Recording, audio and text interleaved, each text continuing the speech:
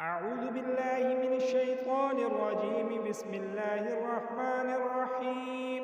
سبح اسم ربك الأعلى الذي خلق فسوى والذي قدر فهدى والذي أخرج المرعى فجعله غثاء أحوى سنقرئك فلا تنسى إلا ما شاء الله إنه يعلم الجهر وما يخفى ونيسرك لليسرى فذكر إن نفعت الذكرى سيذكر من يخشى ويتجنبها الأشقى الذي يصلى النار الكبرى ثم لا يموت فيها ولا يحيا قد أفلح من تزكى وذكر اسم ربه فصلى